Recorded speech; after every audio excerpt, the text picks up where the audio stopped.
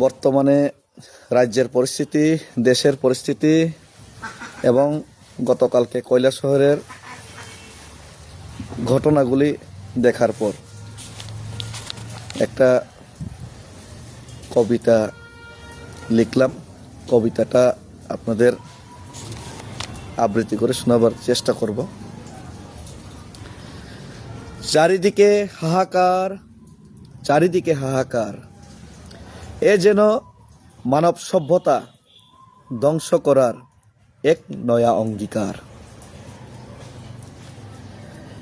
সাধুর বেশে চারিদিকে চোর ডাকাত ঠগের ঢল, সাধুর বেশে চারিদিকে চোর ডাকাত ঠগের ঢল, মানুষত্বের হরিবল হরিবল হরিবল।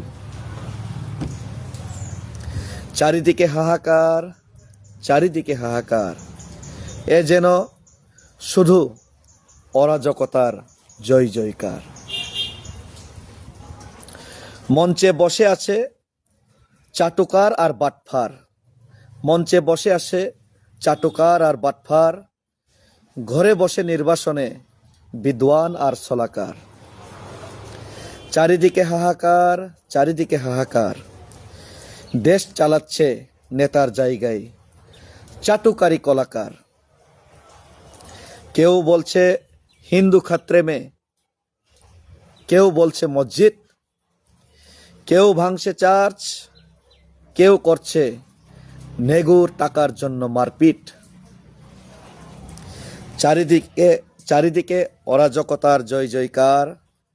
বিশ্বায়নের এই পরিণতিতে আজ যেন লাগছে এত মানবতার হার, এত মানবতার হার, এত মানবতার পরাজয়। ধন্যবাদ। সবাই সুস্থ থাকুন, ভালো থাকুন এবং সবাই মিলেমিশে আজকে যে দেশ রাজ্যের আর দুনিয়ার পরিস্থিতি, আজ মানুষত্ব হিউম্যানিটি মাজাক হয়ে যাচ্ছে। আজ আইডিওলজির লড়াইয়ের জায়গাত চাটুকারির লড়াই, বাটফারের লড়াই, মিথ্যার লড়াই হচ্ছে। সুতরাং আশা করি, ঈশ্বরের কাছে প্রার্থনা করি, মা সরস্বতীর আশীর্বাদ, ভগবানের আশীর্বাদ সবার উপর যেন কৃপা করে। যারা গোবর খান, যারা গোমূত্র পান করেন, তাদের মাথায় যেন সরস্বতীর আশীর্বাদ ভর করে ওনাদেরকে শুভ বুদ্ধি দেন।